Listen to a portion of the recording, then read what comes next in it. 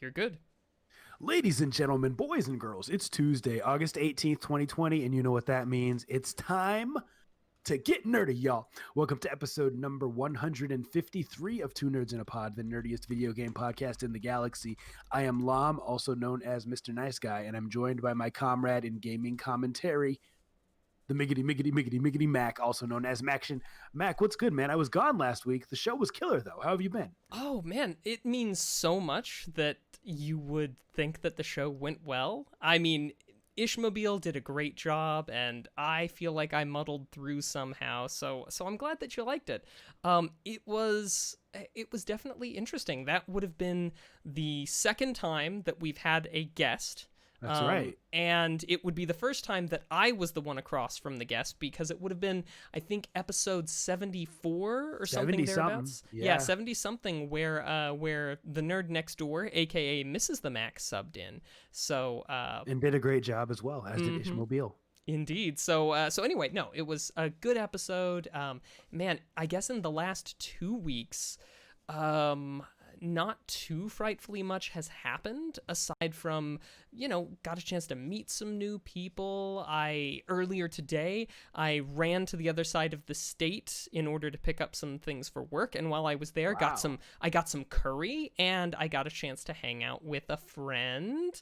Had Nice. lunch with a good friend, and Now, what type of curry was it? Was it Massiman or what curry did you get? Because Massiman's one of my favorites. I'm a curry connoisseur, if you will. so let's see. I want to say that it is Massaman one of the red curries. It is, isn't it? It is, yeah, and it has like I think it has raisins and like coconut flavor and stuff. It's pretty good. Whatever you got, I'm sure it was phenomenal. Gosh, I don't remember, but it could have been Massaman curry. It was just Nice. good stuff.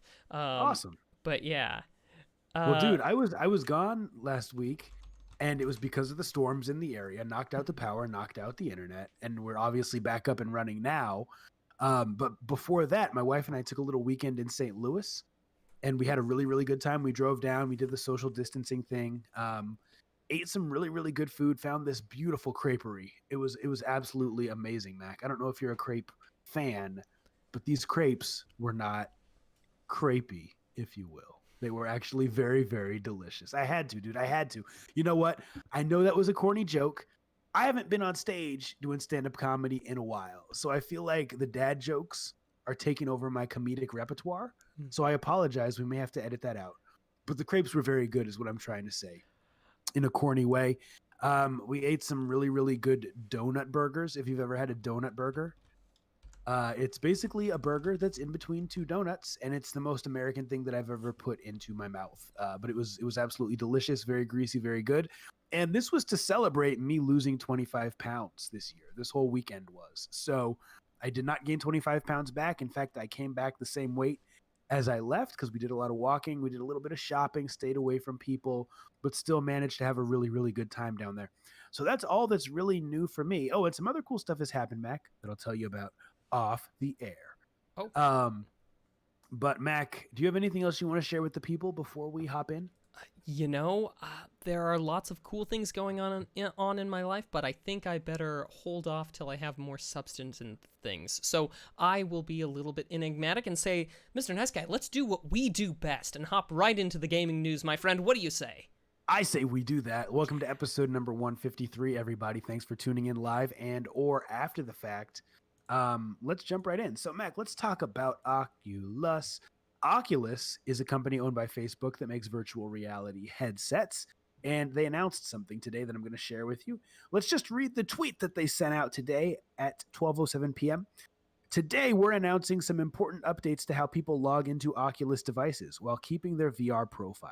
Starting in October 2020, everyone using an Oculus device for the first time will need to log in with a Facebook account, Mac. Oculus is owned by Facebook. Mm-hmm. Previously, if you owned an Oculus virtual reality headset for gaming or whatever, you could just make an Oculus account. You didn't have to connect it to Facebook. Obviously, that's going to change for new users. Now, there is a caveat. People who currently already have the headsets and have an Oculus account will not be required to do this Facebook logging or Facebook linking until 2023. But regardless, they're forcing people to tie to Big Brother. What do you think about this? Is this them trying to promote their parent company, or is it just them wanting to spy on people? Like at first glance, what do you think, man? I mean, at first glance, I mean, Facebook owns Oculus, so I mean, it's not the craziest thing for the parent company to be like, you need to have an account for this in order to use that. As for spying, I mean, I feel like you're lobbing me the questions that you know will get a rise out of me. Of You know course, what? Facebook's I spying on you. see. Where's my tinfoil hat? I see that vein pulsing in your face. The one that pulses when you get Mm-hmm. angry. The one that pulses whenever I talk about Nintendo or EA or digital media. You know that vein is Mm-hmm. pulsing right now. Yeah. Well, I mean, I don't know exactly what good it accomplishes for Facebook, or for Oculus for that matter. So I'm really not sure. It seems like a move that won't make that much difference. If the idea is, or if your supposition is, well, hey, they're doing this in order to keep people from deleting their Facebook accounts. Oh, great. The 0.0001% of Facebook users who have an Oculus Rift, sure, now they're stuck with their Facebook account. Um, but I mean, it's one of those things where it's just like, where is that coming from? I don't know. This has me utterly Well, perplexed. I mean, it's no secret that Facebook has been accused, and quite frankly, it's been proven that they track data, right? Like, it's not a coincidence, and I'm not on Facebook a lot, but it's not a coincidence that you Google something and then an ad for it shows up on Facebook. Like, they're tracking what you do. And so, if you have a virtual reality headset and you have to tie it to your Facebook account, this will further require or further allow them to track what you're looking at, to track the games you're playing, to get more marketing to you. Mhm. And so I think that's what frustrates people. Now, I was reading about this on Reddit because I've been researching VR for a while, and a lot of people were very upset in the Oculus subreddit. They said, well, at least Facebook is giving us enough notice so that we know not to buy their stuff anymore. And then Palmer Luckey, who I believe is the founder of Oculus, later sold it to Facebook, posted something stating that he was told when he sold it to Facebook that this would not happen, and that that's what he believed, that it would never require people to tie their Oculus to their Facebook. And so Facebook has clearly backpedaled and changed their mind according to him. So it is kind of controversial, especially because a lot of people use this strictly for gaming. They just want to have a good gaming experience without being spied on. So we'll have to see what happens, Mac. If given the choice between, let's say, an Oculus and another headset that's not tied to Facebook, would that aspect of it make you pick the one that's not tied to Facebook, or would you just go with whatever one is better or cheaper? What would you do? I would go for a combination of features and price. I don't know as I would make the decision solely based one way or the other on Facebook integration. Okay. Yeah, so to me, honestly, and I don't want to get too deep into it. I've been researching a lot of headsets. This really turned me off to Oculus because I don't like Facebook. I don't really like to use it. I don't like that they spy, and not that I have anything to hide, but I just don't think that that's Well, necessary, and I don't want to be forced. whether or not you have anything to hide is utterly beside the point. It really is. That should never be the beginning nor the end of the conversation. And I feel like anybody who's like, well, do you have anything to hide, is probably missing the point. They're the spies that ask that question. That's who wants to know. Anyway, moving on to our next news story from GameInformer.com. Before I read this news story, Mac, I want to ask you a question. When you get a new game or when you see a game trailer or whatever it is, and let's say you start playing it, what makes you want to come back to that game? Like, what makes a game replayable for you and keeps drawing you in? Are there certain aspects? Is it DLC? I know it's not multiplayer, and I know it's not guns. So what brings Maction back to a game over and over again? Well, genre is a big deal to me. There are certain Okay, genres that I really like and enjoy, and I find them very both enjoyable and cathartic, and just they're sure. my jam, really. Jam. Yeah, jam. Yeah. But I feel like there are, replayability is a big thing for bringing me back. There are some games, even within subgenres, that are built in such a way that you can come back to them easily, and there will be differences, like, a procedurally generated insert Okay. thing here Okay. is usually pretty good for pulling me back in. Okay, gotcha. Awesome answer. And that's what I wanted to know because for me, well, we'll read the article first. This is about Ghosts of Tsushima. It is written by Daniel Tack. It says, we'll skip a little bit, but it says Ghosts of Tsushima is getting a free cooperative multiplayer experience later this fall known as Ghosts of Tsushima Legends. It's an online experience that suits 2 to 4 people that can all play as unique character classes. Offerings differ on the amount of friends or random matchmaking players that are playing at the time. It also says 4 players can take on wave-based survival quests, including incredibly challenging encounters featuring Ani. I have not played the game yet, so I don't know what Ani is. Shortly after Ghost of Tsushima Legends launches, a raid experience will be released for 4 players. So, Mac, to me, and I tweeted this out from the Two Nerds account, this is how you keep a community active. Like, Ghost Mm-hmm. of Tsushima was launched as a single player offering with no multiplayer, right? I don't believe there were any announcements of DLC. And now they're saying that we are going to give you co op multiplayer. Oh, by the way, Mac, they're going to give it to people for free and they're going to have a raid. Now, this is reminiscent of what Rockstar did with Grand Theft Auto 5 several years ago. We knew we were going to get GTA Online, but they only released the single player at launch, forcing people to really enjoy that single player experience, learn the mechanics of the game, and really kind of get a feel for it before they said, all right, now hop online and just mess around. And to me, this is what brings me back to a game. Give me some free DLC that does not split the community, that allows me to re-examine, re-experience this universe that I enjoyed, that I loved, but don't give it to me all at once and make me choose between single player and multiplayer. So I think they did a brilliant job here. I don't know if you'd agree or if this type of thing appeals to you, but I really like their marketing here. Hmm.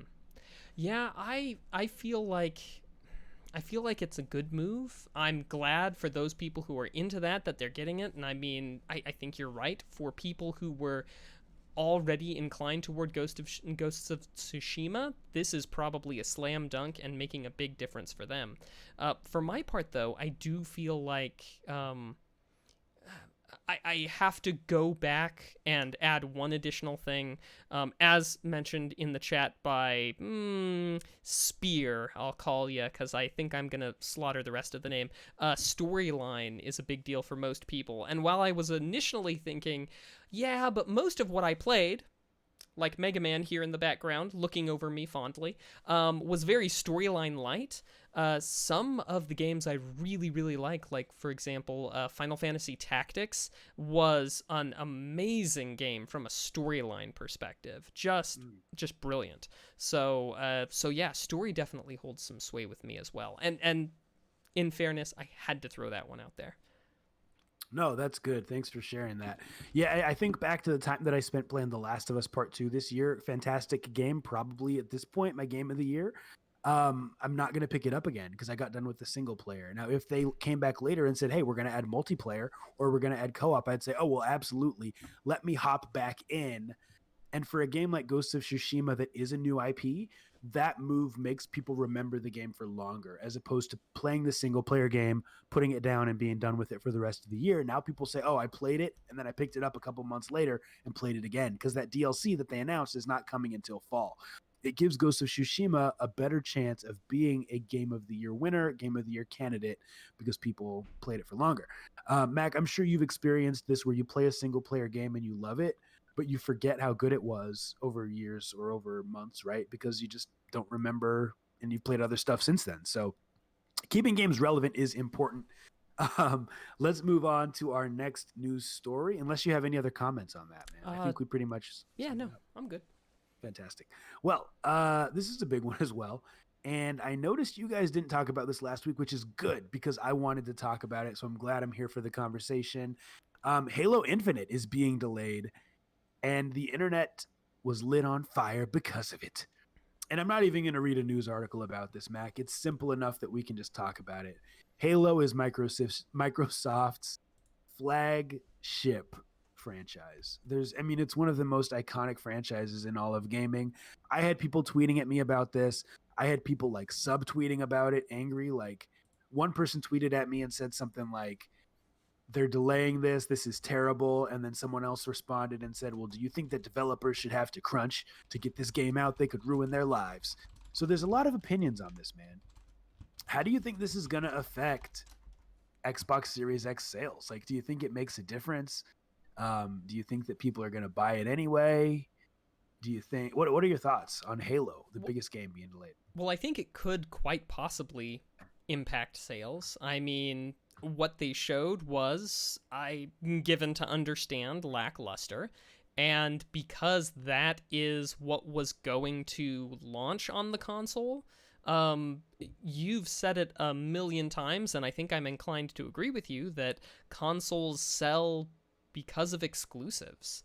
And Yeah. if they don't have an exclusive to really help launch the Xbox One X, then, or the Xbox Series X, then what have they got else to offer that the other places can't give them? Yeah. And I'm with you 100%. I think about things that could have made me buy the Xbox Series X, and there's really nothing because I have a PC, I have an Xbox One S, and I have Game Pass. And so I can play all of the games. But I know for a fact, just having experienced gaming for a couple decades, that when people are making a new game and it's going to be on a new console, it is optimized for that console, right? So we think about Legends of Zelda that have been cross-gen; they're always better on the newer hardware. And so I know Halo is going to be that way too. And so that's the one thing that could have made me consider purchasing a Series X, is wanting to experience Halo in the way that it was intended. And now that it's not coming out day one and it's been pushed back to 2021, there is absolutely no way that I'll even consider buying a Series X. So I don't know how much it'll hurt sales, but I think that it will hurt the brand, Mm-hmm. because I think less people will hop into Game Pass. I think that less people will. I don't know. I just think it's going to hurt the brand, and I think that's kind of undisputable. So, Mac, anything else you want to say about that before we continue, man? Well, I mean, it seems like Microsoft's gotten a little bit of a one-two punch because, as we found out earlier this week, that Apple is not going to allow the xCloud to work on their stuff. So, I mean, it seems like Microsoft is just getting punches from all angles here right now. They are. And when you think about the number of people that have iOS devices, love it or hate it, it's a huge portion of people who play video games. So to not allow iPads and iPhones to use Project xCloud, it's a huge hit to Microsoft. So we'll have to see how this all shakes out. One last news story. Today was the Nintendo Showcase, Mac. Nintendo Indie Showcase. And several indies were announced. I just want to let the people know, in case any of these are big names that you were excited for, because some of them have previously been released on Steam, I believe, and now they're coming to Switch. There's a few that were announced today that were also released today, which I always love to see. The first one is Spitfire. It's a cozy management sim about dying and saying goodbye. By the way, this article is from Kotaku by Mike Fahey, excuse me. What else was released today? There's a timed exclusive called A Short Hike that was also released on PC last year. Manifold Garden, until now, was previously an Apple Arcade exclusive, came out on Switch today. And another one that's in the same vein as being an Apple Arcade game is a puppet-based RPG, Takashi and Hiroshi, launches on the Switch later today. And then later this year, we're getting a ton of cool stuff. The biggest one to me, Mac, is we're getting Torchlight 3, and we're getting a new samurai game from the people who made Bastion. You ever play Bastion back in the day? Absolutely, man. I know you Kid did. raged out for a while. Good old Yeah. Supergiant games. Narration was key in that. It was so good. And there's part of me, that's one of those games where I always think I need to go back and do it again. But it's just never going to happen with all the stuff there is to play. But let us know in the chat what indies you are hyped for. I was really hoping we would get some news today about the Hollow Knight sequel, and we did not. So we'll have to wait for that for later. Mac, that has been our news for the week, my friend. Real quick before we depart from news, a quick correction. Uncle Ruckus was kind enough to point out that I must have misread. He says xCloud is in beta and Apple doesn't want apps in beta on the App Store, and so that's the behind the decision there. I still think that that's a that's a bit of a knock to Microsoft, and I still stand by saying they're taking a lot of hits, but I see where you're coming from. Probably unfair of me to characterize that it wasn't going to happen at all. Just that it seems like in the preliminary it's not not going to happen. But Uncle Ruckus, thank you for adding some much needed context and added detail to that. So thank you. But all right, since we're done with the news, it's time to move on to a little bit of gaming history. Let's look into the past and see the cool things that came out this last week in years that came before, and we have some good ones. For starters, I'll start with obviously the greatest runaway hit console ever released by Nintendo or anybody else. Released in 1994 this last week, the Virtual Boy. Yes, the system that... I want one. Oh, well, I mean, who could blame you?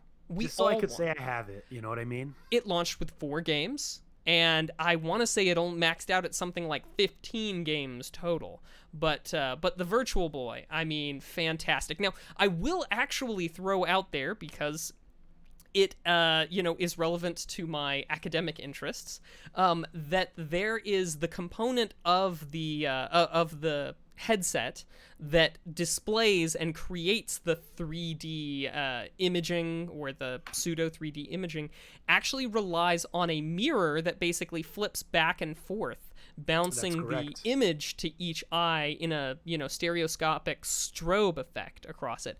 Not entirely unsimilar from what you would see in a beam splitter inside of, say, an FTIR or something like that.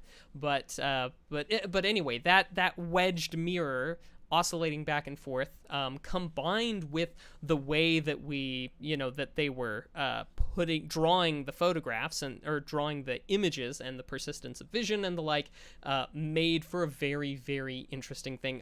Back in the day, I believe it was the YouTuber Ben Heck who actually took apart a Virtual Boy in order to try and rebuild it and build it a little bit better, use some lighter components and things like that. But he has a very detailed breakdown of the technology in there, as well as some of the various things that he thought could make improvements now that we're 25 years on or say. So anyway, definitely good if you want to learn more about the Virtual Boy. Mr. Nice Guy, I will keep my eyes open at yard sales if I ever go to another one. And if I find one, you better believe it's got your name on it. I appreciate it. I would love to have a Virtual Boy, just because it's a part of failed history. You know what I mean? Yeah. I mean, we learn things from every iteration. Things get eventually better. And those lessons that we learned from the Virtual Boy have, in some ways helped move us to where we are now. So I'll move on to the next one. The release of the Sega Genesis in 1989. That console, of course, launched 7 games in the United States. It had the Altered Beast was a pack-in game, but I think the thing that's really super cool about the original, the Model 1 Sega Genesis, is the sound chips inside. So they were made by Yamaha, which I know most of us probably think about Yamaha in terms of sports bikes right now, sports motorcycles. Yep. But back in the 80s, 70s, 80s, 90s, Yamaha was very well known as well for their music stuff, especially their keyboards and the like. Mm-hmm.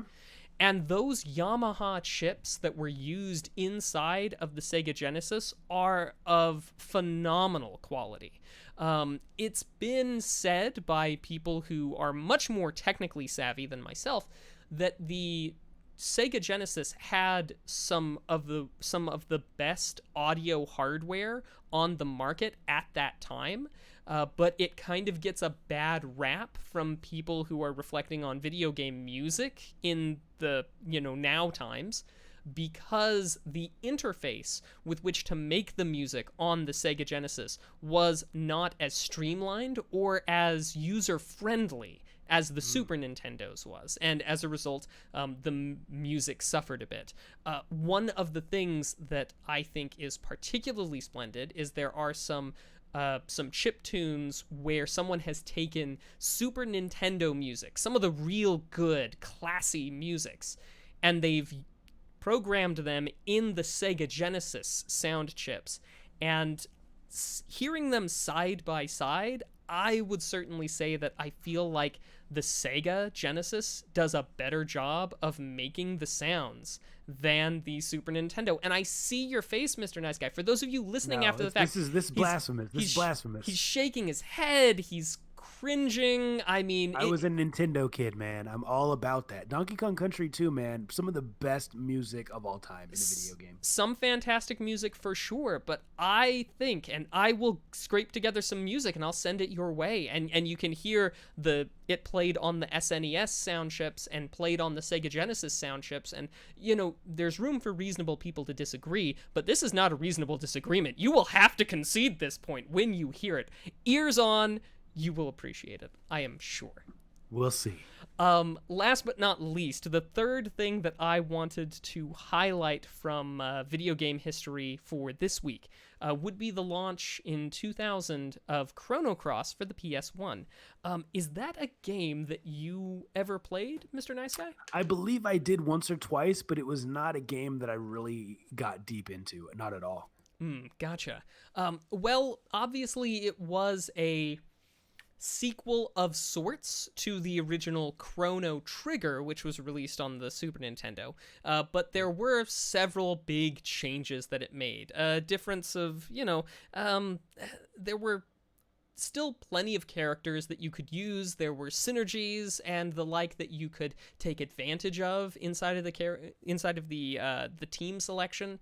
A lot of really good things. A very enjoyable, albeit because they were trying to kind of cram it in my opinion, to the Chrono Trigger storyline as well, that there were components of the background and the mythos of the world that absolutely felt a little bit like, huh? There was a lot of that when you're playing Chrono Cross, or at least for me, and maybe it's just because of my age at the time. It is a game that I look forward to going back and playing because I have many very fond memories of staying up late at night, sleepovers at a friend's house because he had a PlayStation before I had a PlayStation, and he also had plenty of excellent games for that PS1. So yeah, plenty of fond memories. I one of these days going to go back and play it, but nonetheless it still holds a special place in my heart, just for being what it was to me at that point in time in my life. So forgive me for getting a little bit sappy, but no, you're getting nostalgic. We like nostalgia here. Well, it's what it's almost all about, this whole video game history thing. And so that's what I had. Mr. Nice Guy, was there anything you wanted to add? No, just that Super Nintendo music was phenomenal, and that's all I have to say about that. And I think I agree. Great composers, and a very good intuitive music making system for the SNES.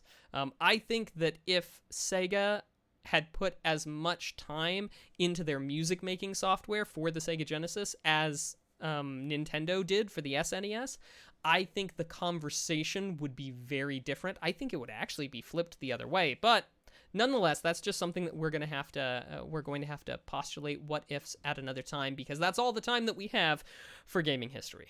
Awesome. Well, now it is time for the topic of the week, where we talk about something relevant in gaming, the hottest story in gaming, and give our opinions on it.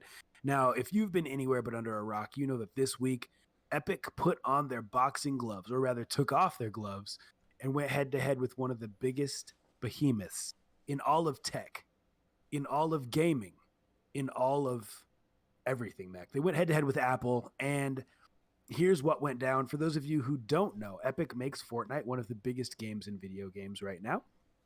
And here's what this article says on Polygon by Samit Kakar.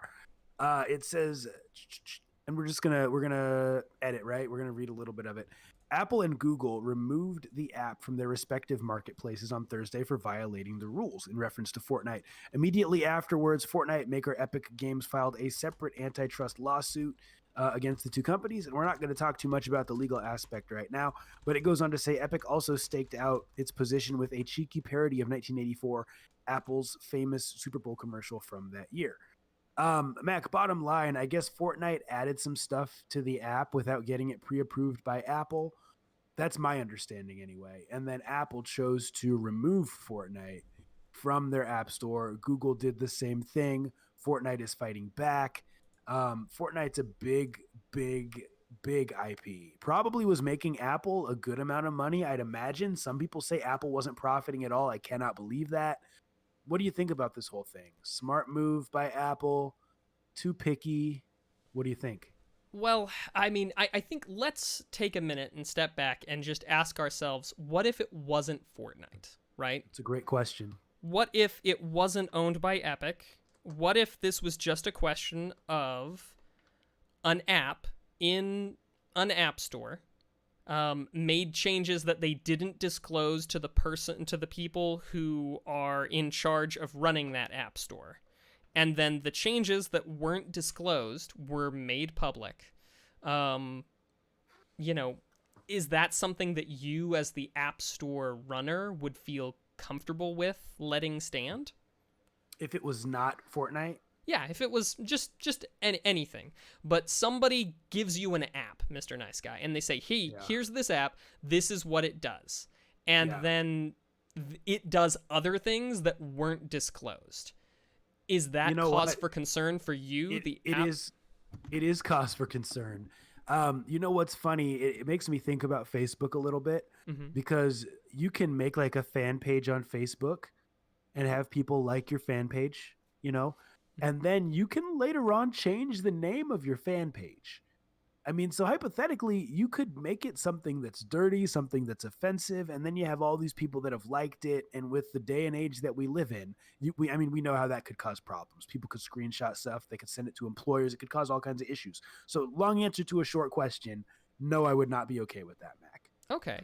Well, just for a little bit more in depth, if you don't mind, if I Please. so one of the thing that was changed was that previously, and we'll go into more depth on this later when we hit legalese because there's a lawsuit involved, so we'll dust off the legal paperwork. But in essence, previous to this period of time, August 13th, I believe it was, the thing that was changed in the app was that you could purchase V-Bucks directly from Epic instead of having to go through the in-app purchasing, payment processing.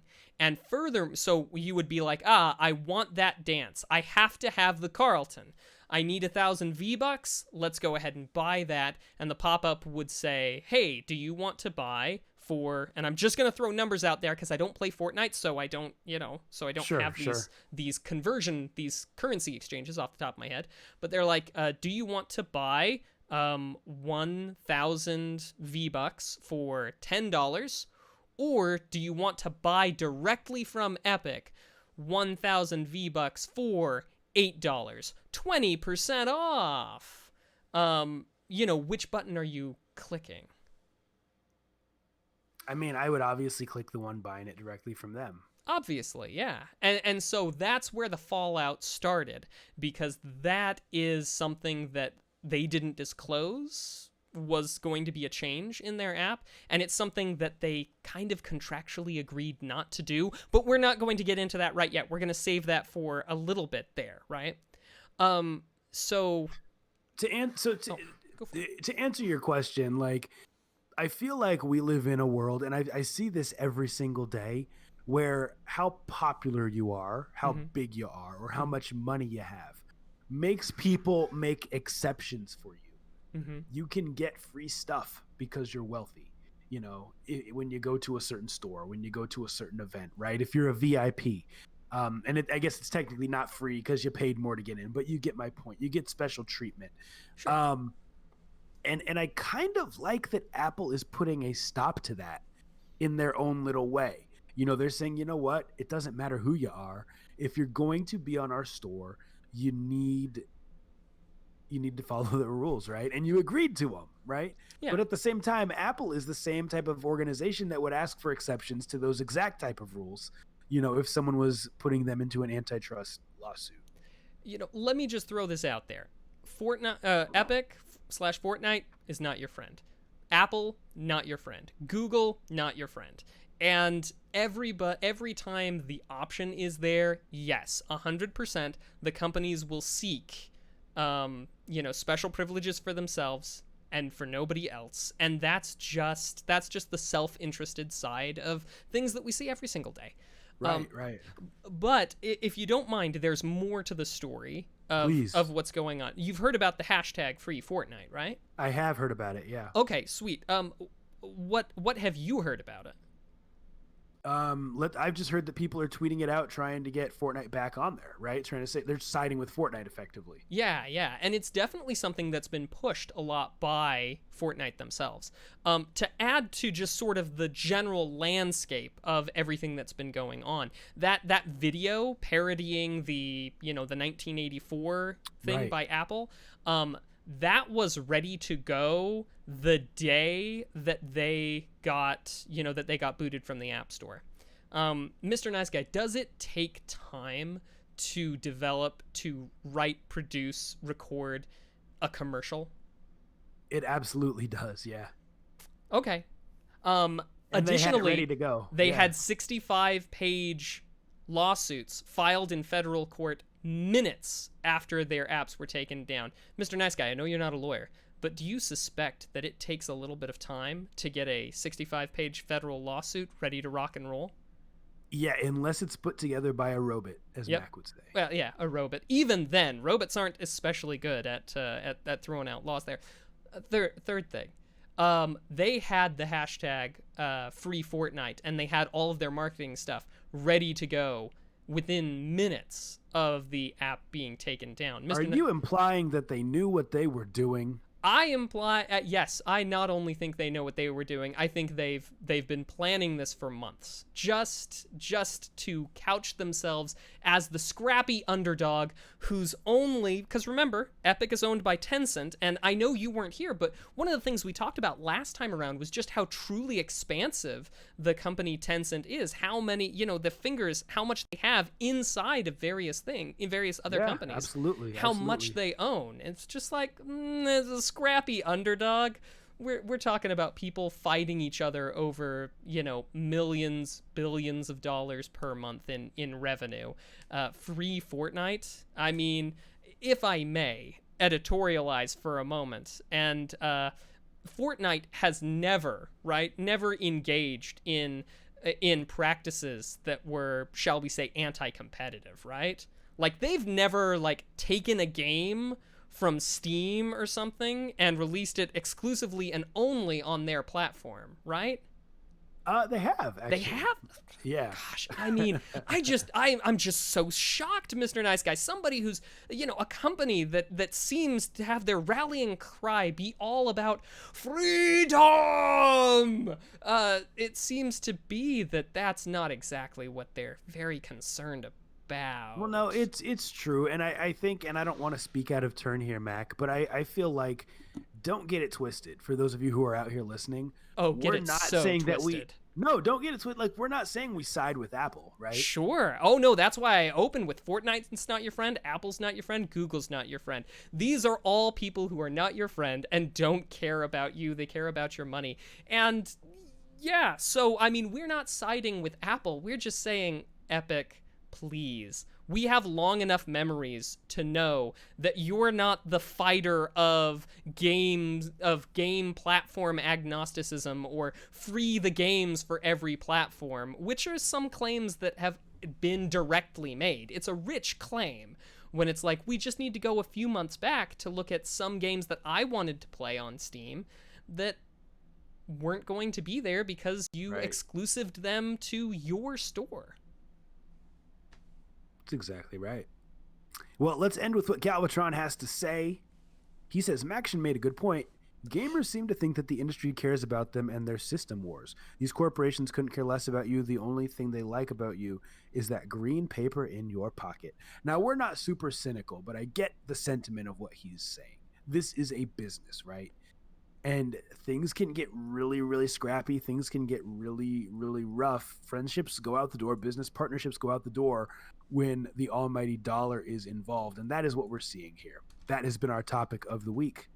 All right, well, now let's turn to a crowdfunding project by hopefully a truly scrappy underdog that's trying to get off of the ground. I'm posting a link in the chat so that if you're here with us live, you can look at it live alongside of us. What we are looking for is what we're looking at is a game called Nocturne. Nocturne is an RPG with rhythm combat. I can't imagine why such a thing would appeal to little old Maction, can you? Because you like Pump It Up? Heck yes, because I am a big fan of rhythm games. And this wouldn't be the first Kickstarter that I had ever featured. Of course, we're on episode 153, so I'm sure to do a repeat on some of these, but it's not the first rhythm game from Kickstarter. Nonetheless, this game is looking for $53,000 in order to get off the ground. They've got 29 days left to go, and so far they are only at a little over 2,000. Pressy Studios is based out of Canada. It's their first Kickstarter, that at least under this name, and yeah.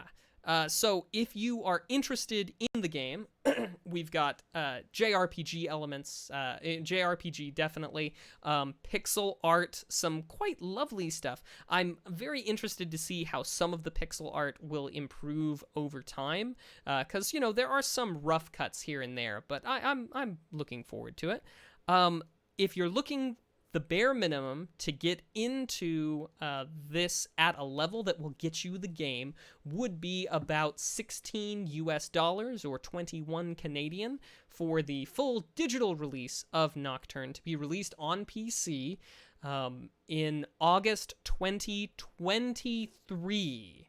Now, that's a little bit longer scale than we usually see in the Kick or Kickstart segment. Very often what we see is it'll be done in a year. It'll be done in a couple of years.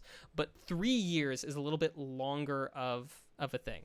Storyline-wise, we're talking about, it's a post-apocalyptic world that you're dealing with. The fighting, the combat that's going on, of course, being based off of the rhythm mechanics. In the, descriptions there, they show people using D, F, and J, K for the various buttons, much in a sort of Guitar Hero style going on. So you don't have to use your feet, although I guarantee you somebody, maybe me, maybe somebody else, will make sure to use a dance pad with it, for sure. But yeah, so that's what they're looking at. There's some stretch goals that they've also put in there. They're not planning on animated cutscenes or things like that until they've reached 80,000, 115,000 for online leaderboards, and, some more mystery stuff going from there. In a move that I do particularly enjoy, especially because this is a game that has a long-term look. They're looking 3 years out. You can get alpha access to the game, which they are saying is probably going to be deliverable around the neighborhood of August 2022, which is still a long ways away. We're looking a couple of years we gotta wait, but $57. If you like this kind of thing and you really, really want to be there, and as someone who's participated in an alpha access for a Kickstarter before, I can say that it was very, very fulfilling experience for me, because that was Chasm. And sorry. One of your favorites. No, go ahead, Mac. Please finish. Oh, and I was just going to say that as somebody who did a Kickstarter, who went for it at at that kind of early access level, I feel like there are things in the game that are a result of my feedback, which is a very cool thing. So anyway. There we go. Mr. Nice Guy, what are you thinking about this? So I like the idea. It kind of, in theory, reminds me of Crypt of the Necrodancer, which is a rhythm-based game on the Nintendo Switch where you Mhm. basically move in rhythm with the music. I don't know if you're familiar with that game, but it reminds me of that. The one fatal flaw that I see in this Kickstarter is the timing of it, because I looked at it and it says that they are going to be showcasing at PAX Online. I just Googled the dates for PAX Online. It is September 12th through September 20th. Mhm. Now, right now it's August 18th. They have 29 days left on their Kickstarter. So by the time we get to September 12th, when they will be showcasing, there will be about 5 days left on their Kickstarter. Maybe just So enough time for them to get all that hype and and get those last few backs that they need. that's one way of looking at it. But if you were doing a Kickstarter, Mac, is that how you would do it? I wouldn't. Honestly, I would probably start it a little bit later so that I could get, ride the hype from the beginning there. Yeah, so I don't agree with that business decision, but I do like the concept of this game. It looks really cool, and it's only $16 for a digital copy. I think that that is very reasonable. It looks like graphically, it's something that we're seeing a lot of. We're seeing that 16-bit style that I love. The Messenger and all kinds of other games being built in that style. Or not Hollow Knight. What's the other one? The one where you're playing like with the Shovel Knight. Yeah, that style of game. So I like what they're doing here, and I don't really have any other complaints. All right. Well, you know me, Mr. Nice Guy. If you're going to ask for my money with a Kickstarter, you have to prove that you can bring together all the various elements of a video game: programming, user interface, music, graphics, all of it. And no better way to do that than by showing me not pre-renders, but by a playable demo. And it Correct. has a playable demo available on Steam. It's Nocturne Prelude if you want to check that out for yourself. Is this Um, PC only? This Kickstarter? Yes, yes. Okay. They Okay. have not listed any plans to release on other platforms other than the PC. It's possible that those will be a part of the deeper sort of shall we say things, the deeper stretch goals. As a matter of fact, I'm looking at one that's a stretch goal that's at the 155,000 level, and it shows a D-pad on it and it Cool. says locked. So I would assume that that is the reward just based on the graphic there from, people from like other consoles. Maybe Awesome. Switch, maybe PS4, but that's just a shot in the dark. I'm just trying to do that. So, for my part, though, that's the bare minimum. You have to have a demo. And it does. And while I have not had the time to play it yet, I look forward to doing so. And for right now, that does mean that it gets a kickstart from me. I like the look. I like the idea. I'm a sucker for this sort of stuff. The price point's okay, and I am no stranger to waiting around a little while for a Kickstarter. So it's a kickstart for me. And Mr. Yeah. Nice Guy? You know what? I have a heart today. There's things I don't like about it. I think that's a huge mistake to launch the Kickstarter, so far in advance of you showcasing it at one of the biggest gaming expos of all time. So I think that's a mistake, especially because it's online that they're showcasing it. So they'll literally showcase it online, and then video of that showcase is going to be all over the internet. I would have wanted to get more of that momentum, but other than that, I like it. Kickstart.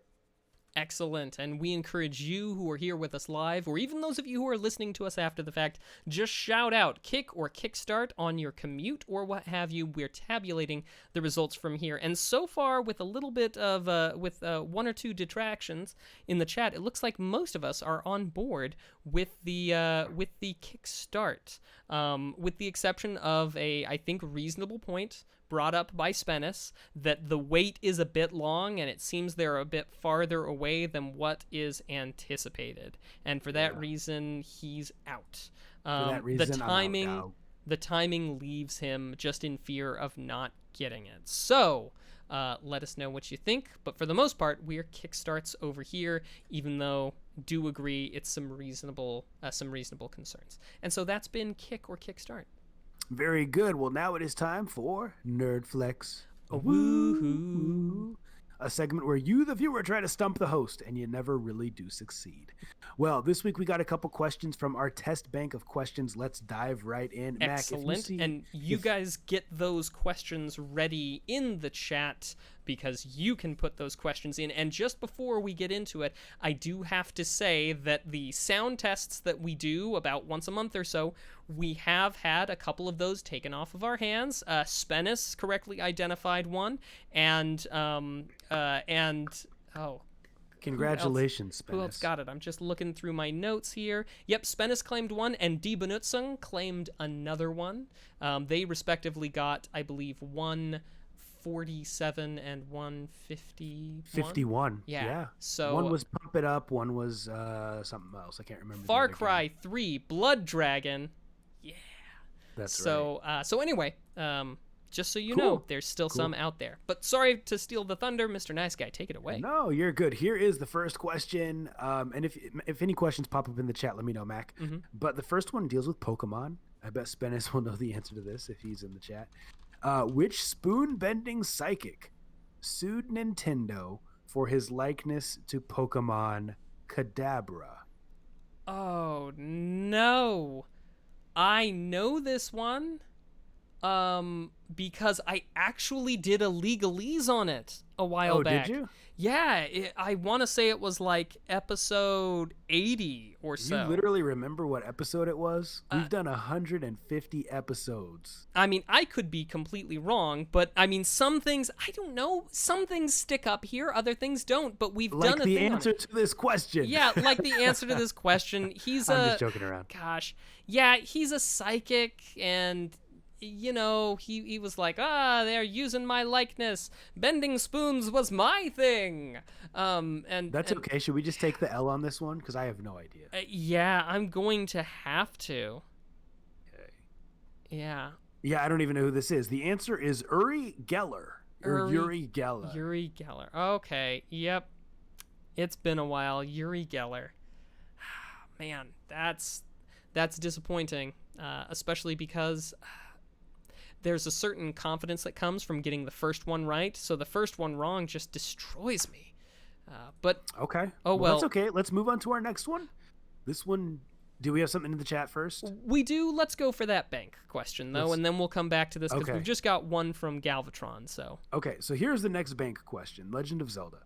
In Link's Awakening, what happens if you return to the shop after stealing? And I actually know this one. I know the shopkeep does something to you. Yeah. Does he straight up kill you, or does he like turn you into a bunny rabbit? No, he kills you, but it's almost like a blast of fire, almost like a Hadouken or a Kamehameha. Oh. Yeah, so you like steal, and you just like it's hard to steal. Like you have to kind of walk the right angle around him. Yeah. You take it, and then if you go back to buy stuff later, he's like, "You stole from me, and you thought you'd get away with it. Now you're gonna pay." And then he just like lights you up with fire, like with a beam. Yeah. So let's see what the answer is.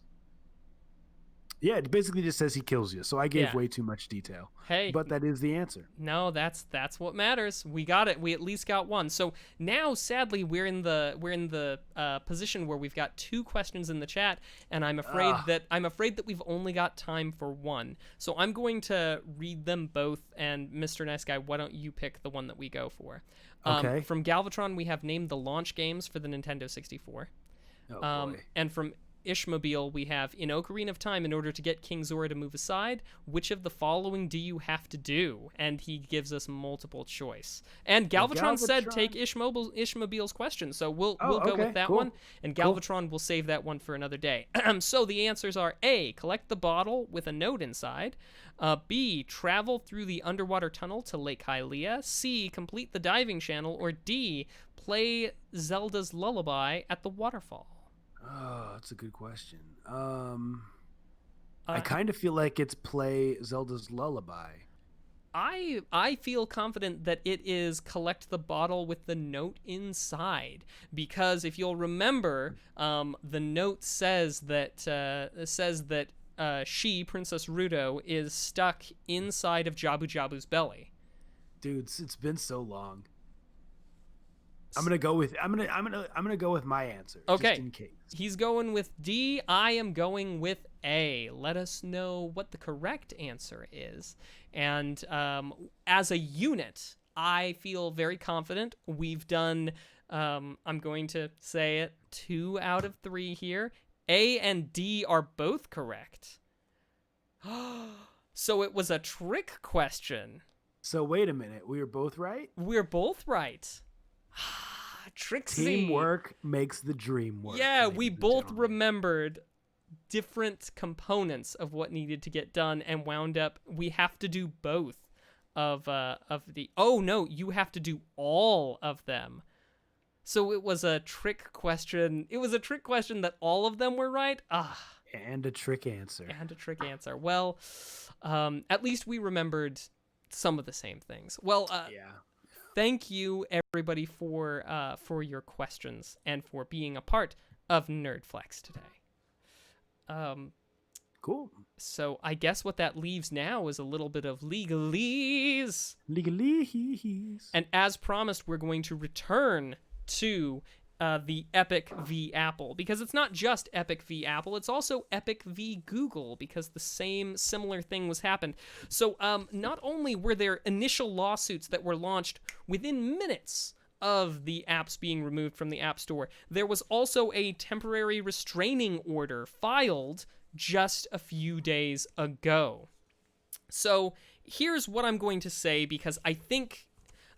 one thing that's interesting is that the temporary restraining order that they filed for, right, the way you do those sorts of things is you say, hey, Your Honor, to the judge, we are going to win the case that is before the court that's going to be heard, right? We're going to win it, no question about it, and we're going to win it, but we shouldn't even need to wait until the case is fully heard for you to grant some relief. And that's the form of stuff that they asked for in their temporary restraining order. And I'm going to talk just a brief little bit about what they asked for in their temporary restraining order and why that's not great. So, but first, let's talk about Fortnite version 13.40. That was given on August 3rd to Apple, and sometime around there also given to Google for them to review. And they basically pushed them the code, and they said, okay, here's our newest update to the game. Go ahead, take a look over it. And with it, they're supposed to include documentation that describes what's changed, why it's changed, and what will work differently, if anything. This is the kind of stuff that when you click on an app, it'll say, what's new? That sort of thing. Yeah, absolutely. Well, it would not surprise you to learn that Apple may or may not have the time to scan every single line of code. And especially if someone's been on very good behavior for the last however many years your relationship has been going on, maybe you feel like, maybe I don't need to look at every single line of code. Maybe we can just take your word on it, which is precisely why this sort of thing is frustrating. But they went ahead and they submitted that on August the 3rd. It got approved and pushed out shortly thereafter, but it wasn't until August the 13th that Apple sprang their, hey, you can buy direct from us. And the way that they did that, and they define it inside of their lawsuits, specifically the temporary restraining order, is that previous to that, in August 3rd, or thereabouts, when 13.40 was live, it would query the servers of Epic, and it would say, hey, what payment options do we have for purchasing V-Bucks? And the server would ping back and say, Apple's in-app purchase method. And so that's the only thing that would show up. Correct. And then on the 13th, they updated it to say, hey, guess what? There's 2 methods for purchasing V-Bucks. You can also purchase directly from us with that sort of thing. We've gone into that. But one of the things that that Epic has said is they've said, hey, guess what? We didn't actually change anything in the code we gave to you. We changed the code on our side, so it's totally not the same thing, and we totally didn't break our contract. Yeah. So, which technicalities? It's not only is it a technicality, but it's a technicality that I don't think you can win on, because software being what it is, if some of our, I don't know, coding friends want to weigh in, we'd love to hear about that. Is that in fact going, would that in fact fly for you? Be like, well, we changed it, but we didn't really change it. Mm-hmm. So that it's probably not going to hang up. Right. Navigating the lawsuits, and again, there's hundreds of pages for you to read over in all of this, but the short version of the whole debacle that Fortnite has said is they've said that basically Apple and Google are monopolies in their own right, and they can't do this sort of thing. 70-30 is an egregious affront. The judicial system, you need to break them down using the Sherman Antitrust Act. Now, long ago, the idea of the antitrust was sort of overly broadly written, and the courts did provide, a basis for evaluating these things. And they said that the real question needs to be consumer harm and unreasonable restraint of trade, which is the level that Fortnite, that Epic has to show. They have to say that there's an unreasonable restraint of trade, which is a really hard case for them to make, because a 70-30 split, which is what they're getting on those in-app purchases for both Apple and Google, they have to make the argument that not only is it unreasonable restraint of trade, but they also have to say, if but for Apple's monopoly, Apple could not charge 70-30, which is a hard road and a hard argument to make, because Google is also charging 70-30. So who's getting 70? Epic is getting 70. Okay. Yeah, they're getting 70. Google and Apple, they're getting 30. Great clarification. Okay. But also, Steam takes a 70-30 cut. Basically every single storefront is in video gaming is taking a 70-30 cut. So making the argument that Apple is and they also make the separate argument, Google is a monopoly, and they say, but for their monopoly power, which you have to break up and get rid of, they could not charge 30% to the storefront, 70% to us developers. Hard way to make that things. And also, as Ish Mobile's pointing out in the chat, they themselves, when they offered a thing, they say in the temporary restraining order, they say that these are savings they could pass on to the consumer. And it's just like, but they only offered it for $8 out of $10. They only offered a 20% discount, not a 30% discount. Where'd the extra 10% go, Epic? Is that what's an okay amount to charge? And also, Epic, you are the sole determiner of what the value of this virtual currency is. I mean, just going off those numbers is kind of nonsensical. You can say whatever you want to say with those. But and I know we're running up against time, and we like to keep this straight, but Mr. Nice Guy, you had a question, and I have just one line from the temporary restraining order that I want to throw out there. Please. Oh, no, your question? Oh, it was going to be more of a statement. It makes me want to side less with Epic, because they're just being childish, basically. Yeah. I lost my thought, but that's basically what I was going to say. They want the exposure of being on the App Store. They want the exposure of being on the Google Store, but they don't want to pay for it. And to me, that's just not right. Yep, I agree with you. And you know me, I'm no fan of Apple. I'm no Apple fanboy. I'm not a fan of Apple. I'm not a big fan of Google, not a fan of Nintendo, but nonetheless, the things that they ask for in their temporary... The things that they ask for in their temporary restraining order is they want them to restore the dev tools, because they don't have access to Apple dev tools anymore. They want to restore the Fortnite game, and they want the court to order them to restore the most recent version of the game. And they say, we want you to do this immediately with allowing us our direct buy. And I'll give this quote from the TRO. It is strongly in the public interest. Oh, they make this ridiculous claim about it being, how was it phrased? Hang on, I'm sorry, I'm consulting my notes. They phrased it as, they made the argument that Epic was an essential facility. That the App Store was an essential facility, and they could not be reasonably excluded from the App Store. Is that a claim that you feel like holds water, Mr. Nice Guy? That any schlub off the street can just say, Apple, you cannot exclude me from the App Store because it's an essential No, because facility. they have terms and conditions. Yep.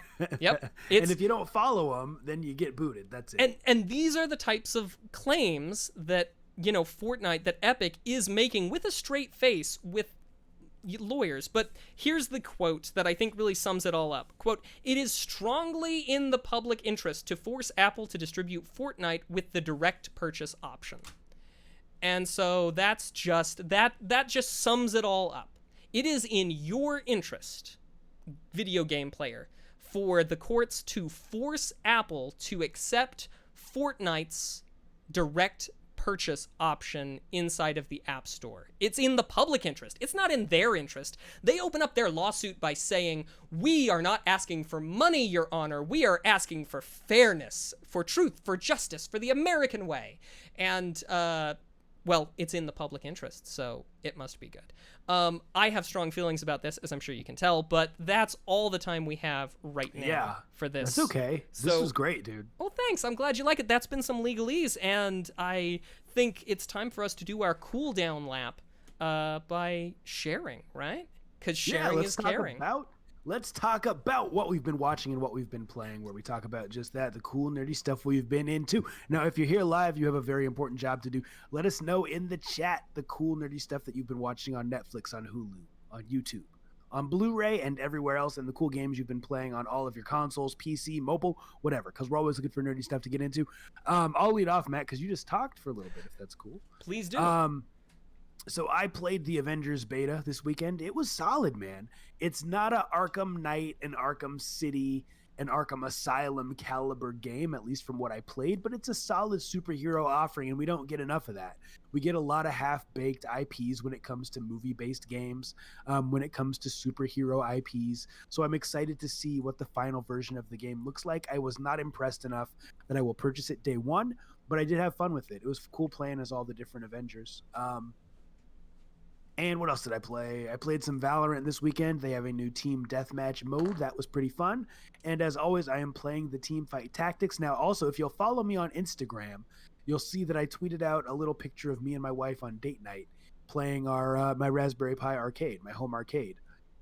We played a little Frogger. We played a little Kangaroo. We played some Dr. Mario. We went real old school with it and had a really good time. As far as what I have been watching, really getting into Arrow, watching a lot of NBA basketball. I'm actually on season 8 of Arrow, so almost done with it. And I watched a few movies. Rewatched Aladdin with the wife and kids, and I think that's it, Mac. How about you?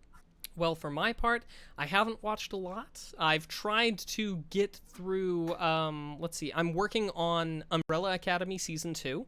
Nice. Mrs. the Mac and I, we're watching, of course, we're always watching Star Trek, but we're also watching New Girl lately. As for playing, I've been playing The Legend of Zelda Master of Time, which is an Ocarina of Time ROM hack. Nice, that love is, it's basically a completely different game, not least reason because there are tons of areas where it is precision 3D platforming in order to get to areas. It's very weird going into a game with the same tool set and having to think about challenges in a completely different way, but that's where we are with that. But that's mostly what I've been watching and playing. Do you mind if I take the watching, Mr. Nice Guy? Do it, and I'll read the playing. If you have not gotten that stuff in the chat, let us know. We still have a few minutes. All right. So, Ishmobile is watching Captain Marvel and finished Les Miserables on Prime. Uncle Ruckus is watching The Simpsons, and Galvatron is watching tons of NBA and NHL. That's what I like to hear. Spartacus on that 4K. Always got to be rubbing that in. Hobbs and Shaw.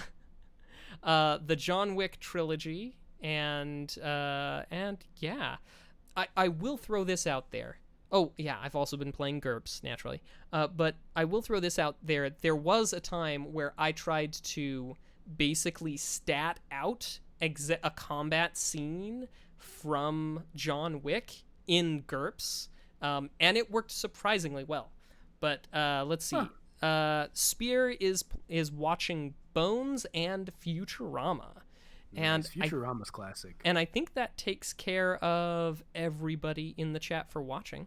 Awesome. Now, as far as what people are playing, we got Transport Fever 2, Hero Quest, and GURPS. Nice. We got someone who is playing Halo Master Chief Collection. Love it. I still play that regularly. And Halo Wars. What else? Trying to get through the watching stuff and not double dip.